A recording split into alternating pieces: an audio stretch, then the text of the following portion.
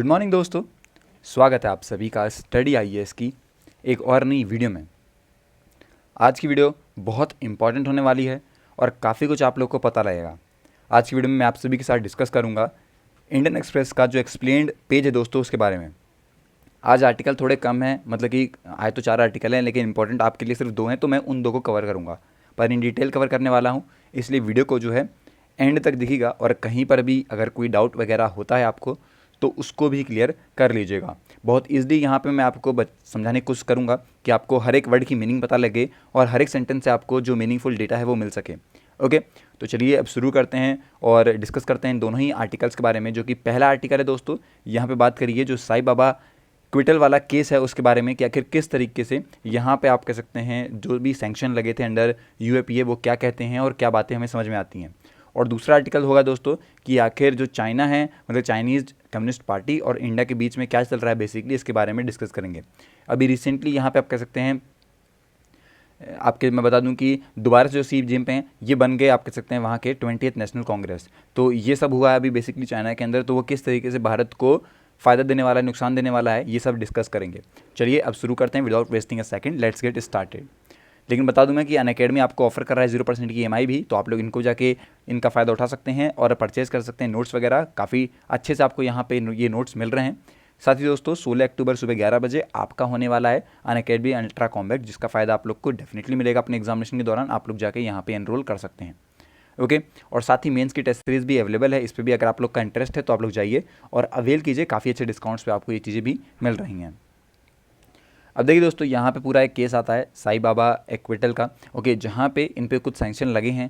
क्या बेसिकली यहाँ पे हुआ है और अब इन्हें यहाँ पे आप कह सकते हैं दोष मुक्त कर दिया गया है।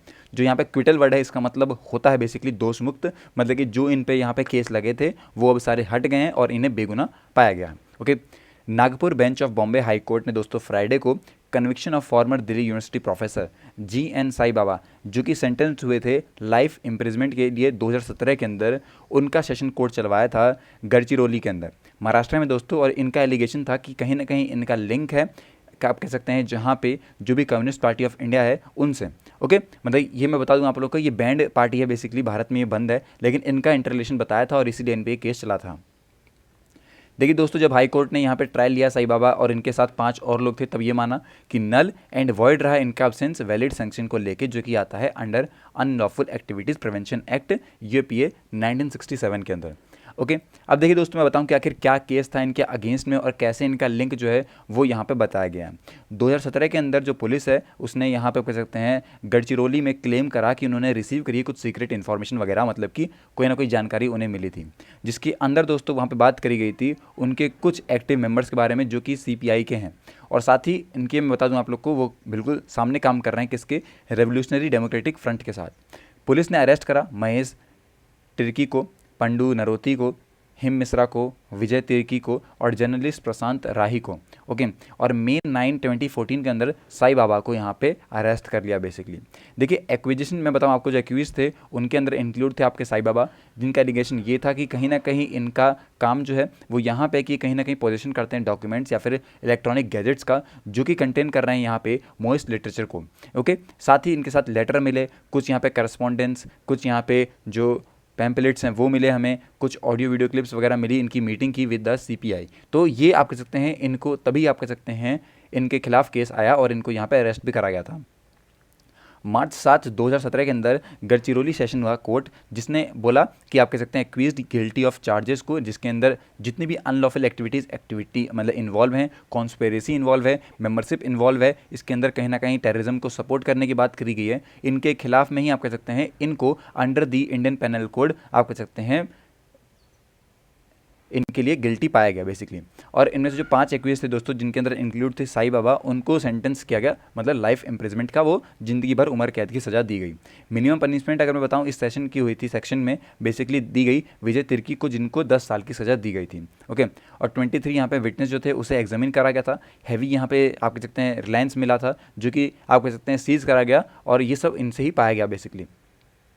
अब एक प्रोसीजर की बात करते हैं कि किस तरीके से इन पे सैंक्शन लगाए गए थे टू आप कह सकते हैं प्रोसिक्यूट अंडर यूएपीए। देखिए सेक्शन 45 फर्स्ट जो है वो यूएपीए का ये कहता है कि no court shall take cognizance of any offence under the act without the previous sanction of the central और स्टेट गवर्नमेंट और any officer authorised by them. Okay, फिर दोस्तों मैं बताऊं आपको, इसके अंदर यही बोला गया कि कोई भी आप कह सकते हैं कोर्ट जो है जो पिछला दिया हुआ है उसको हटा नहीं सकती है, ये था। और जो इसी सेक्शन का 45 दूसरा वाला जो आप कह सकते हैं भाग है उसके अंदर बताया गया कि जो सैंक्शन है प्रोसिक्यूशन का दोस्तों वो गिवन किया जाएगा with in a prescribe time only after considering the report by the competent authority. मतलब कि देखिए दोस्तों, इसका जो आप कह सकते हैं केस होता है यूएपीए वाला, ये बहुत जल्दी होता है। मैं आपको ये बता दूं कि इसके अंदर फैसले बहुत जल्दी ले जाते हैं और इन पे ही आप कह सकते हैं जल्दी लेने के बाद मतलब कंपैरेटिवली जल्दी ही होते हैं और फिर उनको सजा दी जाती है जो भी दोषी हैं।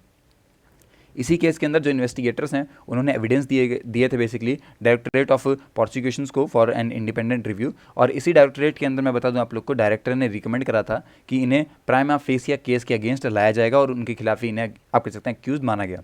जो सैंक्शन है दोस्तों उसे अकॉर्डेड करा गया था based on the recommendation additional chief secretary of home department of Maharashtra, जिनके तहत यहाँ पे इन्हें सैंक्शन ग्रांट करा गया।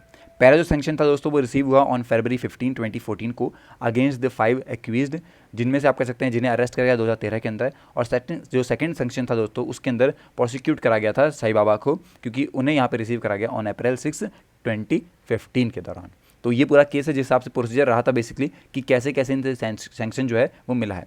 अब आखिर किस तरीके से हाई कोर्ट ने ग्रांट करा सैंक्शन को, देखें इनमें से 101 पेज की जजमेंट होती है दोस्तों डिवीज़न बेंच ऑफ जस्टिस बैठी, जिसके अंदर रोहित दियो और अनिल जो पंसारे हैं इन्हें रखा गया और उन्होंने सभी मेरिट्स के बारे में डिस्कस करा उसी केस की। Instead of the point the invalidity and the absence of sanction under UAPA, court ने दोस्तों डील करा with the legislative intent of the makers of the law in inserting the requirement of a sanction to prosecute accused under UAPA। तो इस तरीके से आप कह सकते हैं इन्हें हमें यहाँ पे सैंक्शन दिए गए थे बेसिकली। ओके, अब कोर्ट ने यहाँ पे ये बोला कि यूएपीए जो है वो किसी भी तरीके से ओरिजिनली कवर नहीं करती है टेररिस्ट एक्टिविटीज़ को। अदर लॉ जिसके अंदर आप कह सकते हैं आते हैं आपके हो गया जैसे terrorist and deceptive activity prevention TADA 1987, फिर प्रिवेंशन ऑफ टेररिज्म एक्ट हो गया आपका, पोटा हो गया 2002 वाला, ये सब डील करता है टेररिज्म से अंडर दे वेयर रिपेल्ड और अलाउड टू लैप्स। तो इस तरीके से मैं बता दूं इन्होंने ये बात बताई थी कि यूएपीए जो है ये डील नहीं करता है टेररिज्म से रिलेटेड। ओके, अगली बात बताऊं मैं आपको, तो यूएपीए के अंदर जो अमेंडमेंट हुआ था फ्रॉम टाइम टू टाइम होता रहता है बेसिकली, उसके अंदर कवर कर गए थे काफ़ी सारे फैसेट्स ऑफ टेररिज्म जो कि रिस्पॉन्ड करते हैं कि कोई अगर कंसर्न होता है अबाउट द इट्स मिसयूज़ तब जाके ये यूज़ में आ सकते हैं। वहीं 2018 अमेंडमेंट के दौरान सेक्शन 45 ऑफ द यूएपीए ने स्पेसिफाइड कर दिया sanction to prosecute would be given only after considering the independent review of an authority appointed by the government। तो विदाउट एनी अथॉरिटी यहाँ पे कोई भी जो सैंक्शन है ये नहीं लग सकता है।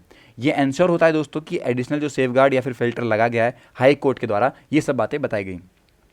लेजिस्लेटिव जो है दोस्तों वो इंटेंट करती है कि वो इंश्योर करे कि कोई भी अगर सैंक्शन लगता है अथॉरिटी को वो एडेड रहे, बेसिकली असिस्टेड रहे और गाइडेड रहे बाय द इंडिपेंडेंट रिव्यू, और वो एविडेंस के गैदर जो भी करे गए हैं उनके खिलाफ ही आप कह सकते हैं काम कर सकें। ओके, तो आई होप कि अब आपको पता लगा होगा कि किस तरीके से ये बातें चल रही हैं। आगे बताऊँ मैं आपको, कोर्ट ने यहाँ पे रिफर करा था उसके बाद होम मिनिस्टर पी चिदम्बरम जी को, जहाँ पे लोकसभा के अंदर स्टेटमेंट दिया गया और अमेंडमेंट लगाया गया बिल के अंदर 2008 में। चिदम्बरम जी ने दोस्तों ये बोला कि जो एग्जीक्यूटिव आर्म इन्वेस्टिगेट करती है उसमें जो एविडेंस रिव्यू करे जाते हैं बाय एन इंडिपेंडेंट अथॉरिटी, वो पूरी तरीके से लीगली ट्रेंड माइंड के लोग रहते हैं और उनके पास एक क्लियर सैंक्शन फिल्टर रहता है उस केस को लेके या फिर उस एविडेंस को लेके, जिस पे यहाँ पे आप कह सकते हैं एविडेंस नहीं आप कह सकते हैं मिला वारंटेड प्रोसिक्यूशन पे। According to sanction for prosecution दोस्तों ये बोला गया कि जितने भी यहाँ पे रिचुअलिस्टिक फॉर्मेलिटी होती हैं कोर्ट की, ओके, उसके दौरान जो सैंक्शन सर्व करे जाएंगे salutary object of the providing safeguard to the accused from unwarranted prosecution. और यहाँ पे आप कह सकते हैं इन चीज़ों को बोला गया बेसिकली। देखिए जो रिपोर्ट मिलती है डायरेक्टरेट को वो आप कह सकते हैं ज़्यादा आप कह सकते हैं नहीं रहती कम्युनिकेशन करने पे, लेके जो कंक्लूजन आता है बेसिकली वो आता है रिकमेंडेशन फॉर्म पे। हर एक बात होती है, ओके, वो लोग जो अथॉरिटी बैठी है वो सब कुछ सेलेक्ट करेगी, डिसाइड करेगी, वो सब करेगी, पर इनके पास क्या आएगा कोर्ट के पास, वो जो रिकमेंडेशन आया है वो आएगा कि आखिर क्या बात है, उन्हें पूरे केस से पता लगी है। जो कोर्ट दोस्तों उसने सेशन कोर्ट के अंदर बताया अपना बेसिकली ऑफेंस के बारे में, फ्रेम करे चार्जेस, बेसिकली एग्जामिन करा पहला विटनेस, जो भी आप कह सकते हैं साईं बाबा के केस से पहले यहाँ पे काफ़ी सारे जो सैंक्शन थे वो भी लगा दिए गए। तो इस तरीके से जो सारी बातें हैं वो हमें देखने को मिली है बेसिकली। इनका पूरा जो केस है किस तरीके से आप कह सकते हैं इन्हें यहाँ पे आप कह सकते हैं जो यहाँ आप कह सकते हैं इनके खिलाफ जो एक्विटल थे वो हमें आते हैं। अब कोर्ट ने दोस्तों लास्ट में यहाँ पे रिजेक्ट कर दिया था जो भी प्रोसिक्यूशन आर्गूमेंट आते हैं जो कि इनवैलिड है या फिर एब्सेंस है वहाँ पे इन सेक्शन सैंक्शन बेसिकली वो क्यूरेबल रहेंगे defect that should not lead to an acquittal और डिस्चार्ज। और उसके बाद दोस्तों लेजिस्लेटिव प्रोवाइड करेगा सेफ गार्ड या फिर कोई भी यहाँ पे आप कह सकते हैं मस्कुलर मस्ट बी जिलीसियस प्रोटेक्टेड, ये सही बातें जो हैं वो हमें पता लगती हैं एट द एंड। तो इस तरीके से पूरा जो केस है वो हमें देखने को मिला कि आखिर क्या यहाँ पे कह सकते हैं साईं बाबा एक्विटल रहे। कुछ यहाँ पे इंपॉर्टेंट क्वेश्चन थे कि आखिर किस तरीके से ये पूरा केस चलता हुआ आ रहा है। तो कैसे यहाँ पे हमें पता लगता है कि 2000 आप कह सकते हैं 14 की इनके अरेस्ट के बाद इनको फिर यहाँ पे आप कह सकते हैं कई सालों बाद बेसिकली आप मान लीजिए कि इनका जो पूरा केस है ये हमें कंप्लीट होते हुए दिखाई देता है। आई होप कि आपको पता लगा होगा। लेकिन अब बात करते हैं आखिर जो पूरा हमारा ये अनलॉफुल एक्टिविटी प्रिवेंशन एक्ट है ये क्या कहता है। इसके अंदर दोस्तों देख लीजिए आप लोग कि 1967 का ये है और इसके अंदर पनिशमेंट जो भी आती है वो ऐसी होती है कि कोई भी जो भी इसका पार्ट है या फिर कमिट हो सकता है, एडवोकेट हु अबिट्स एडवाइसेस और incites the commission of any unlawful activity shall be punishable with imprisonment for a term which may extend to 7 years। Okay और दोस्तों ये लायबल रहेगा फाइन के साथ, मतलब कि ये तो जरूरी है कि इन्हें यहाँ पे इम्प्रिजमेंट होना ही होना है, पर उसके साथ साथ इन्हें फाइन भी देना पड़ेगा। तो ये दोनों ही चीज़ें मस्ट है इसके अंदर। अगली आती है कि whoever in any way assist any unlawful activity और an association declared unlawful under section 3 after the notification by which it has been so declared has become effective under subsection 3 of that section shall be punishable with imprisonment of for a term which may extend 5 years or fine with or both। मतलब कि जो अगला है कि जो assist मतलब कि जिसने मदद करी इस पूरी एक्टिविटी को करवाने में, मदद का मतलब कि कहीं ना कहीं उसका कोई पार्टिसिपेशन रहा बेसिकली, तब उस व्यक्ति को भी यहाँ पे आप कह सकते हैं कम से कम 5 साल की आप कह सकते हैं मतलब 5 साल तक उसकी जेल और उसके बाद फाइन या फिर दोनों में से कुछ भी हो सकता है। लास्ट दोस्तों क्या कहता है, nothing in this section shall apply to any treaty agreement convention entered into between the government of India या फिर government of any other country to any negotiation therefor carried by any person authorised in the behalf of the government of India. अब एक और ये बात कि यहाँ पे कोई भी आप कह सकते हैं कोई अगर ट्रीटी किसी के बीच में हुई है, कोई एग्रीमेंट हुआ है, कोई कन्वेंशन हुआ है, तो वो कुछ भी काम नहीं करेगा इस पूरे आप कह सकते हैं कानून के दौरान। अगर कोई हमारे देश में पकड़ा गया है तो आप कह सकते हैं हम लोग उसके खिलाफ एक्शन लेंगे। ओके अब देखिए दोस्तों यूएपीए के बारे में बताऊँ मैं तो इसे लोकसभा के अंदर इंट्रोड्यूस बेसिकली 8 जुलाई 2019 पास हुआ लोकसभा से 24 जुलाई 2019 के अंदर और राज्यसभा से पास होता है 2 अगस्त 2019 के अंदर। इस तरीके से ये पूरा जो आप कह सकते हैं केस है ये हमें आगे बढ़ते हुए दिखाई देता है कि किस किस तरीके से ये हर एक हाउस से पास होता हुआ निकला। अब unlawful activities prevention amendment bill है 2019 का दोस्तों, जिससे मैंने बताया आपको लोकसभा में ये इंट्रोड्यूस होता है by the ministry of home affairs. Mister Amit Shah ji ने ये इंट्रोड्यूस करा 8 जुलाई 2019 को और इस बिल के अंदर अमेंड कराया गया था कि अनलॉफुल जो एक्टिविटी प्रिवेंशन एक्ट 1947 है उस एक्ट के अंदर यहाँ पे स्पेशल प्रोसीजर्स हो कि हम लोग डील कर सकें टेररिस्ट एक्टिविटीज़ के साथ, क्योंकि इससे पहले नहीं थी टेररिस्ट एक्टिविटी।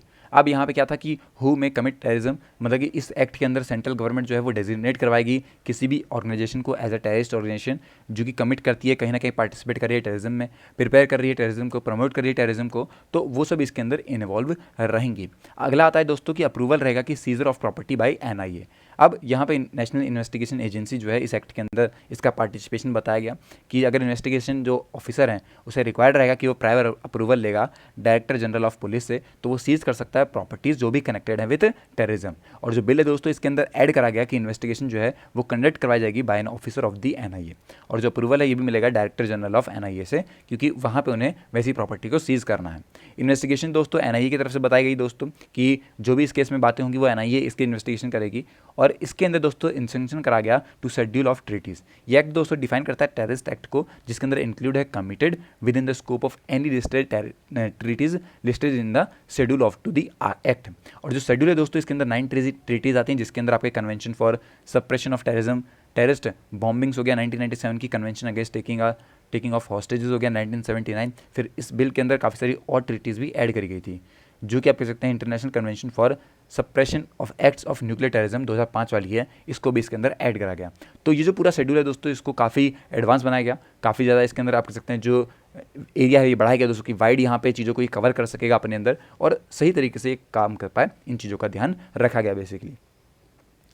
अगर दोस्तों हमारा आर्टिकल आता है कि सी जिनपिंग और यहाँ पे भारत का क्या कहना है। अब की बार आपको पता होगा कि सी जिनपिंग जो है तीसरी बार यहाँ पे बन गए general secretary of Chinese communist party के और प्रेसिडेंट हो चुके हैं चाइना के। तो आखिर किस तरीके से इन्होंने ये सब कुछ करा और क्या बातें जो कि हमें देखने को मिली हैं, इनका पूरा जो टर्म रहा अभी तक का 2012 से लेकर 2022 तक, ये क्या कहता है। देखिए CCP जो है उसमें 20th नेशनल कांग्रेस बिगिन चालू हो चुका है बीजिंग में अक्टूबर 16 से, और ये काफ़ी इंपॉर्टेंट मूवमेंट है चाइना पॉलिटिक्स के लिए, क्योंकि यहाँ पे इम्प्लीकेशन हुआ है दोस्तों वर्ल्ड की लार्ज का। ओके, क्योंकि बहुत बड़ी बात है, आपको पता है कि जनता में मतलब पॉपुलेशन के मामले में तो सबसे पहले नंबर पे आती है आपकी चाइना। ओके, फिर दूसरी बात दोस्तों बता दूं कि यहाँ पे इकोनॉमी पे भी बहुत ज़्यादा आप कह सकते हैं सर लेके आती है चाइना। चाइना की इकोनॉमी आप कह सकते हैं काफ़ी तगड़ी चल रही है और इस टाइम पे भारत से तो आगे ही है। साथ ही दोस्तों इनका डिफेंस का एक अलग यहाँ पे रहता है, क्योंकि उसमें बहुत तगड़ा काम करते हैं। और एक और बात मैं बता दूं कि अगर हम बात करें development in the run by the Congress, वो भी हमें काफ़ी ज़्यादा देखने को मिलता है सी जिनपिंग के दौरान, और इन्होंने यहाँ पे अप्रूव कर दिया for the 3rd term as general secretary. अब ये अनयूजुअल क्यों है? देखिए फॉर्मर जो लीडर थे डिंग जियोपिंग, ओके, उन्होंने लेफ्ट करी legacy that CCP general secretaries की, और वो स्टेप डाउन करते हैं अपने सर्विंग 5 ईयर टर्म्स को। फॉर्मर जो जनरल सेक्रेटरी थे दोस्तों जियांग जिमिन और जो हु जिनताओ हैं, उन्होंने एडहर्ट करा खुद को इस रोड मैप से, और सी जिनपिंग जो है दोस्तों वो आते हैं आप कह सकते हैं दिस अनरिटन रूल के तहत, जहाँ पे वो कंट्रोल करेंगे पार्टी को कि वो अपना 3rd टर्म जो है वो पूरा कर सकें। अब आखिर क्या है सी का डिज़ायर 3rd टर्म के लिए? देखिए जैसे ही उन्हें यहाँ पे जनरल सेक्रेटरी घोषित करा गया 2012 के अंदर, सी जिनपिंग ने स्टार्ट करा अपना 2 बहुत इंपॉर्टेंट रिफॉर्म्स। पहला रिफॉर्म था कि ये अटेम्प्ट करना चाहते थे रिफॉर्म्स चाइनीज़ इकोनॉमी में, जो कि हमें बिल्कुल दिखता है कि आखिर किस तरीके से चाइना जो है वो मैन्युफैक्चरिंग के सेक्टर में बहुत आगे बढ़ चुका है। फैक्ट्रीज़ जो है सबसे ज़्यादा जो है हमें चाइना में देखने को मिलती है, और चाइना को दोस्तों फैक्ट्री ऑफ द वर्ल्ड भी कहा जाता है। इनोवेशन बेस्ड यहाँ पे चीज़ें हैं। ओके, ये सब इकोनॉमी को कहीं ना कहीं आगे बढ़ा रही हैं। सेकंड दोस्तों इनका ये प्लान था कि जो सी हैं ये यहाँ पे चालू कर सकें changing the People's Liberation Army को, और बना सकें उसे काफ़ी मॉडर्न वॉर फाइटिंग मशीन। और ये सारे रिफॉर्म्स जो हैं दोस्तों वो हमें देखने को मिलते हैं और अभी भी चल रहे हैं बेसिकली। आखिर किस तरीके से जो चाइना है इसने पिछले कुछ डिकेड से काम करा है? देखिए जो चाइना ये ग्रो तो हो ही रहा है, तो इसका मतलब कहीं ना कहीं जो सरकार है वहाँ की वो काम कर रही है, लेकिन एक बात ये भी है कि स्लोअर रेट्स पर एनम के साथ ही चलता है। सेकंड लार्जेस्ट इकोनॉमी है वर्ल्ड की, और ये है कि ये कहीं ना कहीं पुश करता है यूनाइटेड स्टेट्स को कि वो 1 नंबर पे आ सके पोजीशन पे। और इस तरह से दोस्तों स्ट्रेन भी हमें यहाँ इकोनॉमी पे देखने को मिलता है। जो सी है दोस्तों इनका आप कह सकते हैं जो रिफॉर्म से ही चालू हो गए हैं और रिक्वायर गए कि टाइम पे अगर कंप्लीट होते हैं तो हमें पहले नंबर पे भी देखने को मिल सकता है। चाइना कहीं ना कहीं दोस्तों अपनी फ्लेक्सिंग करता है, अपनी आप कह सकते हैं ताकत को वर्ल्ड स्टेज पे, और जो कंपटीशन है दोस्तों उसका यूएस के साथ वो ज़रूरी है, क्योंकि चाइना यहाँ पे क्लियरली दिखाता है कि जो नेशंस है उसका वो काफ़ी बड़ा है। और यहीं पे आप बता दूं मैं कि जिस हिसाब से उन्हें यहाँ पे सपोर्ट है ओके एशिया में, वो काफ़ी ज़्यादा इन्हें देखने को मिलता है। एशिया में तो नंबर 1 पे आपको चाइना देखने को मिल ही रहा है कि किस तरीके से इसकी भूमिका रही है और क्या ये अलग कर भी रहा है। सी का जो एरा है दोस्तों वो कितना ज़्यादा आप कह सकते हैं रहा, और क्या तरीके के जो स्टैंड ऑफ फीचर्स हैं वो हमें देखने को मिलते हैं। देखिए बहुत इंपॉर्टेंट है कि जो चेंजिंग आए हैं अनरिटन टू टर्म रूल के for general secretaries is the fact that Xi has undone decentralisation of decision making in both economics and politics. तो थोड़ा सा अलग था, पिछले जो सरकार थी उनसे बहुत अलग यहाँ पे डिसीजंस ये हमें देखने को लेते हुए मिलते हैं, और कई सारे काम भी करते हैं। जो डिंग की अप्रोच है decentralising economics from the control of the planning commission in Beijing allow करता है इंडिविजुअल को फार्मर्स को और इंडस्ट्रीज़ को कि वो डिसाइड कर सकें कि आखिर उन्हें क्या चीज़ें किस तरीके से प्रोड्यूस करनी है और कितनी क्वांटिटी में करनी है। ये सब इन्होंने ही डिसाइड करा। जो सी है दोस्तों वो आप कह सकते हैं काम करता है अपने रिसेंट्रलाइज इकोनॉमी और पॉलिटिकल डिसीजन में भी, और कहीं ना कहीं जो चाइना को ये आप कह सकते हैं लेके चलता है towards the Mao Zedong era, जहाँ पे आप कह सकते हैं सब कुछ एकदम अलग लेवल का था, इकोनॉमिक डेवलपमेंट बहुत अलग लेवल की थी, ये भी हमें देखने को मिलती है। चाइना में आज के दौरान सब कुछ जितना भी हमें चीज़ें देखने को मिलती है वो सब चलता है नेशनल सिक्योरिटी पर्सपेक्टिव से। जो एंटरप्रेन्योर्स है दोस्तों जैसे कि जैक मा हो गया, उनको यहाँ पे चैलेंज अगर होता है तो जो लीडरशिप है दोस्तों CCP की वो भी अलग काम करती है और उनको भी हटाने की कोशिश करती है। अभी आपको पता होगा बेसिकली कुछ दिनों पहले भी एक न्यूज़ आई थी कि जो जैक मा है ये भी गायब हो गए। ओके, तो इस तरह की बातें भी देखने को मिलती है। How did she build control over the party? ये काफ़ी बड़ा सवाल है, क्योंकि एक अलग नेचर से हमें ये देखने को मिलते हैं, और चाइना जैसा देश जो है जहाँ पे इन चीज़ों पे बहुत ज़्यादा फोकस किया जाता है वहाँ पे इनका कैसे रोल रहा। देखिए सी जो है वो बने आप कह सकते हैं absolute leader in the CCP। Okay, और साथ ही इनका सिस्टमेटिकल और जो भी पोटेंशियल्स हैं जैसे कि राइवल्स हो गए उनको हटाने की काबिलियत ये भी काफ़ी अच्छी है। इन्हें सपोर्टर काफ़ी मिले हैं। ओके, और इनके अंदर यहाँ पे मैसिव एंटी करप्शन कैंपेन है जो कि काफ़ी इंपॉर्टेंट इंस्ट्रूमेंट है इनका इन्हें ये अचीव करने में। पहला और सबसे मोस्ट सिग्निफिकेंट जो राइवल है इनका वो ये है कि एलिमिनेट कर सकें आप कह सकते हैं बू जियालाई को, जो कि काफ़ी ज़्यादा अलग और काफ़ी अलग मेथडोलॉजी के साथ सिस्टमेटिकली काम भी करते हैं। साइमल्टेनियसली दोस्तों जो सी है इसे लेके आने पड़ेंगे अपने खुद के लोग जो कि पावरफुल पोजीशंस में हैं दोनों ही पार्टी के अंदर, चाहे वो पार्टी हो उनकी चाहे वो मिलिट्री हो, इन दोनों में इन्हें काफ़ी ज़्यादा काम करना पड़ेगा। ओके, अब देखिए अगर बात करें पेंडेमिक से रिलेटेड कि आखिर किस तरीके से चाइना की इकोनॉमी पे स्लो डाउन आया पेंडेमिक की वजह से, ये क्या कहता है। देखिए पेंडेमिक को हैंडल किया, उसको रिजल्ट के इकोनॉमिक स्लोडाउन को भी यहाँ पे कह सकते हैं चाइना ने देखा, काफ़ी ज़्यादा डिफिकल्टी भी चाइना में आई थी। और पिछले 10 सालों से मैं बता दूँ आप लोग को कि जो चाइना है ये और इसके साथ साथ जो यहाँ पे इनके जो हैचमैन है वो सिस्टमेटिकली इंक्रीज करते हैं control over the people, include through the use of advance technologies. Okay, जो यहाँ पे रिप्रेशन आता है सर्वेलेंस है लोगों का चाइना में, वो काफ़ी ज़्यादा इंक्रीज़ हो गया। ओके, अंडर सी। और दोस्तों ये सब हमें यहाँ देखने को मिला और उसके बाद ही इनका कंट्रोल जो है वो काफ़ी ज़्यादा बढ़ता हुआ मिलता है। अब खुद में यहाँ पे आप कह सकते हैं कि जो सी है वो खुद को कैसे चाइनीज़ हिस्ट्री में देखते हैं। देखिए काफ़ी क्लियरली है ये बात कि जो सी जिनपिंग है दोस्तों, ये आप कह सकते हैं बिलीव करते हैं कि ये मैन ऑफ द हिस्ट्री हैं, और साथ साथ इन्होंने आप कह सकते हैं बहुत आगे का काम करा है कम्युनिस्ट चाइना की हिस्ट्री में, अपनी इंडस्ट्री को पावर करने में पावरफुल कंट्री बनाया है, और आप कह सकते हैं इंटरनेशनल सिस्टम के अंदर भी काफ़ी नाम किया है। जो चाइना आप कह सकते हैं सी का जिम है चाइना ड्रीम करके, वो अभी हमें देखने को मिलता है जहाँ पे वो काफ़ी बड़ा जो रिस्क भी है वो भी ले सकते हैं, क्योंकि उन्हें अपने ऑब्जेक्टिव्स कंप्लीट करने हैं। To equated with Mao and Deng दोस्तों, चाइनीज़ कम्युनिस्ट पैंथियन के अंदर जो सी हैं वो कंपायर करते हैं to unify Taiwan with the mainland. और ये जो थ्रेट है दोस्तों, ये काफ़ी बड़ी बात है ताइवान के लिए, क्योंकि वो कहीं ना कहीं आप कह सकते हैं दिक्कत में आ सकता है। और सी दोस्तों ये बिलीव करते हैं कि आप कह सकते हैं थोड़ा टाइम जो है वो चाइना टॉप लीडर को चाहिए कि वो अचीव कर सकें इस transformation of this his country, और रियलाइज़ कर सकें चाइना ड्रीम को लेकर। चाइना जो काफ़ी एग्रेसिव है इंटरनेशनल बिहेवियर को लेकर, वो कंटिन्यू रखेगा। और जियो पॉलिटिक्स में दोस्तों पिछले 3-4 दशकों से हमें ऐसा कैरेक्टरिस्टिक जो है वो चाइना और यूएस के कंपटीशन से पता लगता है। क्या 5 और साल यहाँ पर आप कह सकते हैं जो सी जिनपिंग है ये आप कह सकते हैं रूल करेगा, और भारत पे इससे क्या फ़र्क पड़ेगा? देखिए इंडिया जो है वो भी लार्ज है, पॉपुलिश नेशन है दोस्तों, पर इंडिया जो है वो स्ट्रक्चर्ड आप कह सकते हैं रहे इन एंटीथेसिस ऑफ द चाइनीज़ वे। और इंडिया काफ़ी ओपन, ट्रांसपेरेंट और डेमोक्रेटिक नेशन बना है based on the rule of law. और चाइना जो है वो इसके बिल्कुल ही अपोजिट है, वहाँ पे कोई भी ऐसी चीज़ें नहीं चलती हैं। फंडामेंटल वैल्यूज़ की बात करें इंडिया और चाइना की तो कम्प्लीटली बहुत अलग हैं। दोनों के इंटरेस्ट जो हैं नेशंस के ये काफ़ी अलग हैं और इंक्रीज़ करते हैं dictated bye these basic value. India का जो इंटरेस्ट है दोस्तों कॉन्फ्लिक्ट को लेकर चाइना इंटरेस्ट है वो काफ़ी बार हमें देखने को मिलता है, और ये रीज़न है कि क्यों यहाँ पे जो सी हैं ये वेरी करते हैं of India and it's progression. Unfortunately दोस्तों इंडिया चाइना जो टेंशन है वो यहाँ पे इंक्रीज़ होती ही होती है, क्योंकि दोनों ही जगहों पे एक जैसी सोच नहीं होने की वजह से दिक्कतें आ रही हैं। ओके, तो आई होप कि आपको अब समझ में आया होगा ये दोनों आर्टिकल्स के बारे में इन डिटेल मैंने कोशिश करी आपको समझा सकूँ। अगर अभी आपका डाउट है तो इसको क्लियर कर लीजिएगा कमेंट सेक्शन में। मिलते हैं नेक्स्ट वीडियो में और अच्छे टॉपिक के साथ। Till then take care and have a nice day.